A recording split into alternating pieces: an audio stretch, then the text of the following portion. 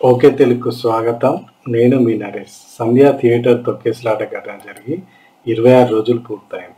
దురదృష్టకరమైన ఈ సంఘటన 26 రోజుల్లో ఎన్ని రాజకీయ రంగులను పులుముకుందో మనమంతా చూస్తూనే ఉన్నాం. జరిగిన ఘటన మొత్తానికి కేవలం అల్లు అర్జునే కారణం. అతని కారణంగానే నిండు ప్రాణం బలి అయిందంటూ అతన్ని విలన్‌గా చూపించే ప్రయత్నాలు చాలా జరిగాయి. అల్లు అర్జున్‌ని జనాలు 22 ఏళ్ల నుంచి చూస్తున్నారు. చిరంజీవి, పవన్ కళ్యాణ్ అభిమానులు ప్రమాదం జరిగి చనిపోయినప్పుడే స్పందించి వాళ్ళకి ఆర్థిక సాయం అందించేంత గొప్ప మనసున్న అల్లు అర్జున్ తన సొంత అభిమాని చనిపోతే ఎందుకు నిర్లక్ష్యంగా వ్యవహరిస్తాడు? జరిగిన ఘటన గురించి అల్లు అర్జున్‌కి బాగా తెలుసు. అయినప్పటికీ కూడా ఆయన థియేటర్ నుంచి కదలలేదంటూ ఒక విష ప్రచారం మొదలుపెట్టారు. అది ఖచ్చితంగా కాదు అనడానికి కొన్ని వాస్తవమైన వీడియోలు తాజాగా బయటకొచ్చాయి. సంధ్యా థియేటర్ కెపాసిటీ 1300 సీట్లు. అందులో అప్పర్ బాల్కనీ, లోయర్ బాల్కనీగా ఈ థియేటర్ నిర్మాణం జరిగింది.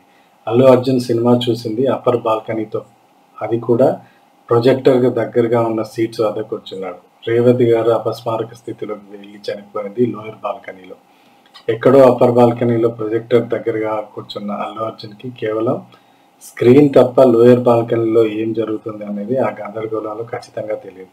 అలాంటి పరిస్థితిలో ఉన్న అల్లు అర్జున్‌కి రేవతి గారు చనిపోయిందన్న విషయం ఎలా తెలుస్తుంది? ఒకవేళ ఆయన స్టాఫ్‌కు తెలిసినప్పటికీ కూడా ఈ హంగామాలో అల్లు అర్జున్‌కి విషయం తెలియజేయడం అంత సులువైన విషయం కాదు.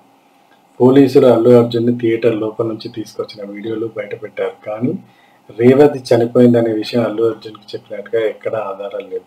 ఆయన టీం వరకు ఈ విషయాన్ని చేర్చి ఉండొచ్చు. కానీ అది అల్లు అర్జున్ దాకా వెళ్ళలేదు.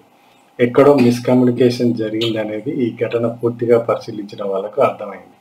అంతేకాకుండా అల్లు అర్జున్ మెయిన్ గేట్ నుంచి రావడం వల్ల తొక్కేసలాట జరిగింది అంటూ మరో ఫేక్ ప్రచారం చేశారు కొంతమంది. అందులో ఎలాంటి నిజం లేదు. సంధ్యా థియేటర్ లోపలికి వెళ్లేందుకు 2 గేట్స్ ఉన్నాయి. అల్లు అర్జున్ లోపలికి వెళ్ళింది రెండో గేట్ నుంచి. దానికి స్పష్టమైన ఆధారాలు తాజాగా వీడియోల రూపంలో బయటకొచ్చాయి. ఈ ఉదంతం మొత్తం పరిశీలించి చూస్తుంటే కొంతమంది పనిగట్టుకొని అల్లు అర్జున్ ఎదుగుదలను తట్టుకోలేక అతనిపై పదే పదే కథనాలు ప్రచురించి జనాల్లో నెగిటివ్ చేయాలని చూసినట్టు అర్థమవుతుంది. మన తెలుగు జాతి స్థాయిని పెంచిన నటుడు అల్లు అర్జున్. ఎంతోమంది మహానటులు ఉన్నప్పటికీ కేవలం తెలుగులో అల్లు అర్జున్‌కి మాత్రమే ఉత్తమ నటుడు కేటగిరీలో నేషనల్ అవార్డు వచ్చింది. నేడు 'పుష్ప 2' వసూళ్లు ఒక బెంచ్ మార్క్‌ను సెట్ చేశాయి. దేశంలోనే నంబర్ 1 గ్రాసరీగా నిలిపాయి. ఏ బాలీవుడ్ అయితే మన తెలుగు సినిమాని, తెలుగు ఆడియన్స్‌ని, తెలుగు నటీనటుల్ని చిన్నచూపు చూస్తూ అవమానించారో, అదే బాలీవుడ్‌లో ఇండస్ట్రీ హిట్ కొట్టి తెలుగోడి సత్తా మరోసారి చాటి చెప్పిన వ్యక్తి అల్లు అర్జున్. అలాంటి వ్యక్తికి ఇన్ని అవమానాలు చేయడం ఎంతవరకు కరెక్ట్? చనిపోయిన రేవతి కుటుంబాన్ని రెండో రోజే సంప్రదించింది అల్లు అర్జున్ టీం. ఆమె కుమారుడు శ్రీతేజ్‌కి అవసరమైన వైద్యాన్ని అందించేందుకు అల్లు అర్జున్ టీం పూర్తిగా సహకరించింది. ఈ విషయాన్ని స్వయంగా శ్రీతేజ్ తండ్రి భార్గవ్ తెలిపాడు. ఇంత కేరింగ్‌గా ఉన్నది అల్లు అర్జున్‌పై ఆరోపణలు చేస్తున్న వాళ్ళకు కూడా తెలియదా?